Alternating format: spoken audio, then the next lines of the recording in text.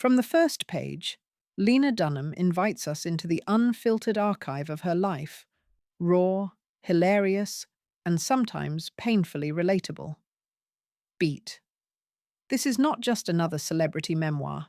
It is a manifesto for anyone who has ever felt like they didn't fit the script.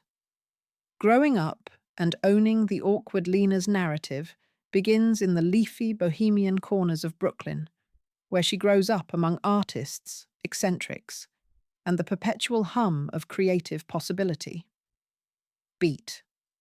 Instead of offering a straight-line chronology, she spools out vivid vignettes, first crushes, school plays, reckless bike rides, each one a small Polaroid capturing the essential emphasis, awkwardness of becoming. Beat. She recalls her earliest anxieties, a terror of death that makes her count the freckles on her arms at night, an obsession with securing a best friend like a life preserver, and a dread of cafeterias where unspoken social economies remain utterly mystifying. In describing these episodes, Dunham surfaces a crucial theme: the power of naming your discomfort. By writing about the body's strange betrayals, sweaty palms, ill-timed acne, the stomach drop of an unwanted nickname, she transforms shame into shared language. Beat. She does not romanticize childhood. She complicates it, showing how girls learn to abridge themselves to become likable. Yet every story is infused with comedic timing, the ability to cut tension with a punchline, revealing humor as both coping mechanism and creative fuel.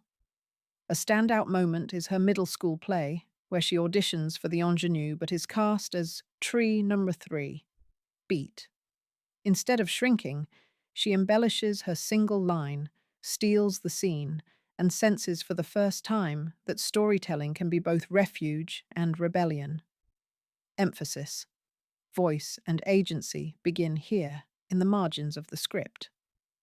Throughout the chapter, Dunham slips between self-analysis and cultural critique, noting how the 1990s sold girls the myth of effortless cool through Delia's catalogues and TGIF sitcoms. She confesses she was never that kind of girl. She was too loud, too neurotic, too curious. Beat. By owning those adjectives early, she builds the scaffolding for the confidence that will later put her on magazine covers and red carpets. The lesson lands quietly but firmly. Embrace the parts of yourself that feel too big for the room. They might be the very parts that build the room later. Bodies, boundaries, and the politics of self. If the first act maps the geography of childhood, this section delves into the flesh and blood terrain of young womanhood. Beat. Dunham writes unabashedly about periods, weight fluctuations, food diaries, and doctor visits, insisting that the body, no matter how politicized, belongs first to its owner. She remembers discovering a lump in her breast at 20 and spiraling through WebMD diagnoses before finally seeing a specialist who treats her fears with offhand detachment. Beat. In recounting her panic, she exposes a medical system that often trivializes female pain, and she pledges allegiance to self-advocacy. Emphasis, autonomy, becomes a drumbeat. She also tracks the shifting boundaries of sexuality: teenage hookups in cluttered basements, college one-night stands, and the moment she realizes that consent is more than a yes or no toggle, it is an evolving conversation. Dunham confesses the times she didn't speak up, the times she laughed off discomfort, and the times she mistook attention for affection. Beat. By interrogating these memories, she invites listeners to audit their own experiences, to differentiate pleasure from performative compliance. There is humor here too. She recounts a disastrous cleanse that leaves her hallucinating cupcakes and sobbing over a bowl of kale. She lampoons the wellness industry's promise that enlightenment can be bought in 6-week packages. Yet beneath the satire lies a pointed critique.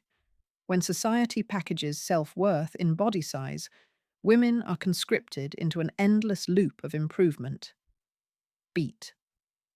Dunham's refusal to conceal her insecurities is itself a radical act, exposing the absurdity of standards designed to keep people chasing unattainable ideals. One of the most powerful anecdotes describes her getting a tattoo, a small scene of Ferdinand the Bull, while still underage. The pain is sharp, the decision impulsive, but the inked image becomes symbol and shield. It reminds her that her skin is hers to decorate, scar, or celebrate. Beat. The takeaway is as candid as it is catalytic. Bodily sovereignty is not granted, it is claimed. By saying the quiet parts out loud, she liberates stories long trapped under layers of Spanx and social niceties. Art, ambition, and the weight of expectations. Dunham's ascent from liberal arts student to award-winning showrunner of Girls offers a backstage pass to the mechanics of ambition. Beat. She describes film school projects shot on shoestring budgets, peopled by friends who agree to act for pizza slices, and lit by desk lamps scavenged from dorm rooms. The projects fail more than they succeed, but each catastrophe is a masterclass in process. Bad sound teaches her to prioritize audio, unconvincing dialogue sharpens her ear, and truncated budgets train her to problem solve in real time. Throughout, she wrestles with the label of voice of a generation, a crown the media thrust upon her in her mid-20s. Beat. Dunham dissects the praise and backlash with equal scrutiny, confessing that adoration can feel as suffocating as criticism when it reduces a multidimensional life to a think piece headline. Emphasis, expectations loom large, and she confides that sometimes she wishes she could mail back the metaphorical tiara and slip into anonymity. But artistry, once ignited, will not be relegated to hobby. It demands full-bodied participation. She offers granular insights into writers' rooms, the marathon brainstorming sessions fueled by cold brew and existential dread, the negotiations between authenticity and marketability, and the rhythmic dance of collaboration, pitch, pushback, compromise, repeat.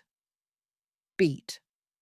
There's a moment where she realizes that leadership is less about commanding and more about listening, especially to voices unlike her own.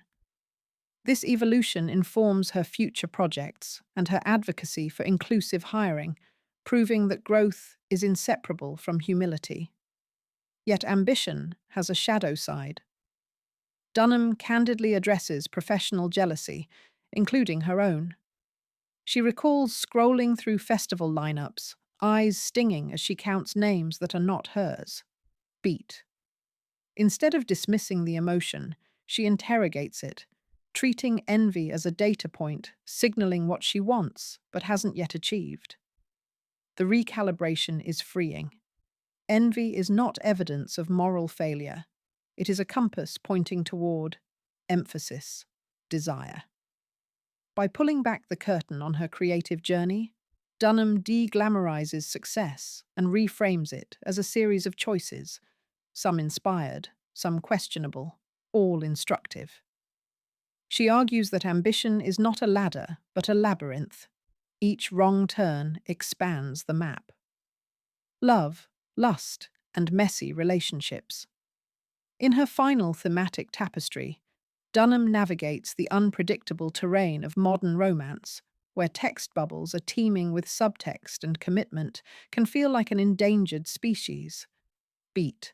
From adolescent obsessions with older camp counselors to post-college entanglements with brooding artists, she documents the ways we project unfinished parts of ourselves onto lovers, expecting them to fill in the outlines.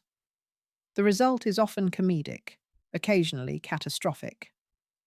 One particularly vivid story recounts a cross-country road trip with a boyfriend who insists on soundtracking every mile with experimental jazz. Mid-Kansas, Dunham realizes they have nothing to talk about once the music stops. Beat. The relationship ends at a roadside diner over runny eggs and burnt coffee, Yet the memory glimmers with cinematic detail, proof that even heartbreak can feed the creative furnace. Emphasis. Heartache is not wasted, it is repurposed. She also unpacks the politics of digital intimacy, how an ellipsis can hold you hostage, how typing can trigger cortisol spikes, and how ghosting becomes a perverse exercise in power. Dunham confesses her own complicity, the times she delayed replies to manufacture mystery, the times she screenshot threads for group chat analysis. Beat. By admitting these micro-manipulations, she underscores a wider cultural epidemic, vulnerability outsourced to algorithms. Central to this section is her long-term partnership with musician Jack Antonoff. The relationship, while loving, confronts her with the paradox of wanting independence and intimacy in equal measure. She speaks of quiet nights spent writing in parallel, laptops aglow, mutual playlists looping in the background, and of louder nights spent arguing over whose turn it is to buy toilet paper. Love, she concludes, is not a static state, but an ongoing negotiation of space, silence, and shared Spotify accounts. Yet the overarching message remains defiantly hopeful. Beat. Each romantic misfire, each misread emoji, propels her toward deeper self-knowledge.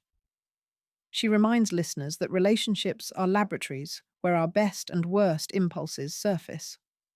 The goal is not to exit unscathed, but to exit enlightened. Emphasis. Growth. Through connection, messy and miraculous, becomes the heartbeat of her story.